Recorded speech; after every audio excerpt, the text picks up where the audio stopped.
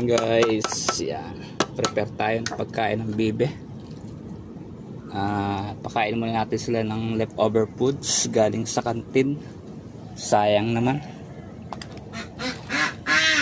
Pinilian muna natin sila ng mga tinik at saka buto ng manok bago ibigay sa kanila. Delikado at baka makain nila matinik. Nag-iingay na sila, gugutom na. So tuwing umaga to guys, binibigyan ko sila ng ganito. Tapos sa gabi bago ako matulog galing biyahe, hoy diyan sa iyo, andun yung pagkain mo. Huy, medyo maputik yung kanilang ngayon, gawa ng ulan. Iingay na nila. Yan, mamayang gabi na yung feeds. May pato sa bibe, kaso nang babara ko to. Ang tapang, di makatalo yung Peking duck. So ito yung sa pag-iwalay na lang natin. Kaaway-away kasi mga to. Yan. Putik talaga gawa ng ulan.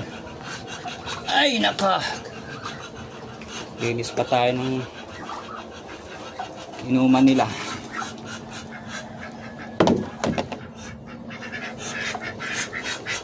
Kanina pala nag-ano ko ng itlog.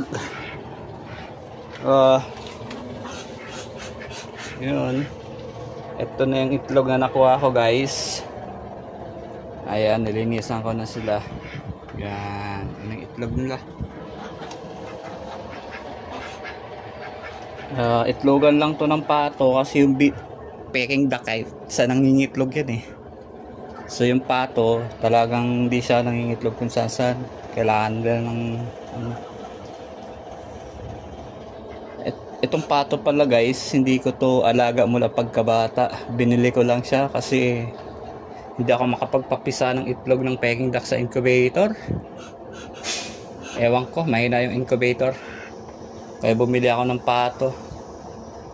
Problema, yung lalaki ang tapang. Pati yung lalaking Peking duck takot sa kanya.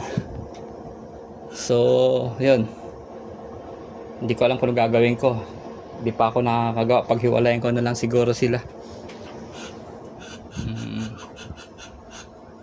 Ayan guys, sige guys, salamat.